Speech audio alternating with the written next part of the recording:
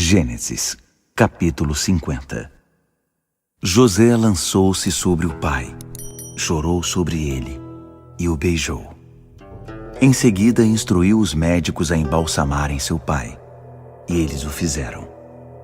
O processo levou 40 dias, período exigido para o embalsamamento, e houve luto público de 70 dias para os egípcios. Terminado o período de luto, José solicitou a corte do faraó.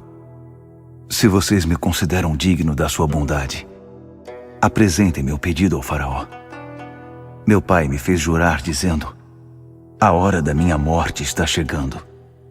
Enterre-me no túmulo que preparei para mim na terra de Canaã. Por favor, preciso de uma licença para que eu vá e faça o sepultamento de meu pai, e voltarei em seguida. O faraó concordou.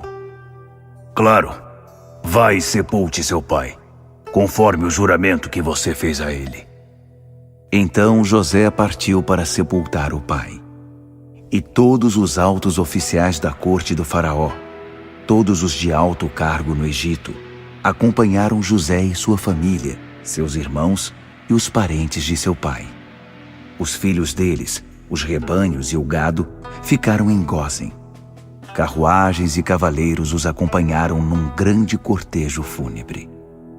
Ao chegar à ira de Atade, às margens do rio Jordão, fizeram uma parada para prantear e choraram longamente, de modo que era possível ouvi-los de longe. José participou durante 7 dias desses ritos fúnebres. Ao ouvir o lamento que vinha da ira de Atade, os cananeus que moravam na região disseram: os egípcios estão lamentando do fundo da alma.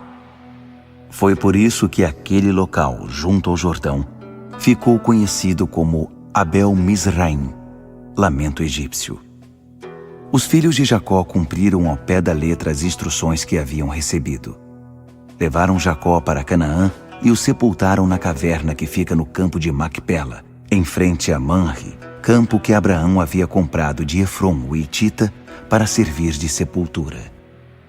José sepultou seu pai e em seguida voltou ao Egito. Todos os irmãos que o haviam acompanhado no sepultamento voltaram com ele. Passado o funeral, os irmãos de José começaram a falar. E se José está guardando rancor e resolveu nos devolver o mal que lhe fizemos? Por isso mandaram o seguinte recado a José. Antes de morrer, seu pai deu a seguinte ordem: digam a José, perdoe o pecado de seus irmãos, tudo o que eles fizeram de errado. Eles o trataram muito mal. Você vai cumprir essa ordem? Vai perdoar os pecados dos servos do Deus de seu pai?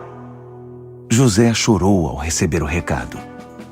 Então os irmãos foram pessoalmente a ele, lançaram-se ao chão perante José e disseram: seremos seus escravos. José respondeu: não é preciso ter medo. Por acaso estou no lugar de Deus? Será que vocês não percebem que planejaram mal contra mim, mas Deus transformou o mal em bem? Como podem ver aqui e agora, salvando a vida de muita gente?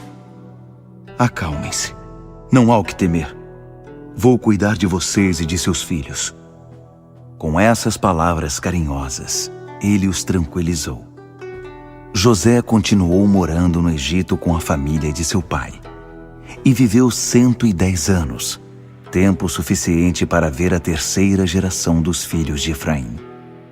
Os filhos de Maquir, filhos de Manassés, também foram acolhidos como se fossem de José. Perto do fim da vida, José disse a seus irmãos: a hora da minha morte está chegando.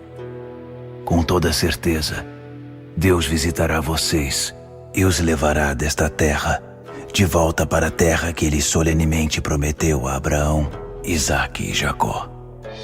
E José fez que os filhos de Israel jurassem: quando Deus visitar vocês, não se esqueçam de levar meus ossos com vocês. José morreu aos 110 anos de idade. Ele foi embalsamado e posto num caixão, no Egito.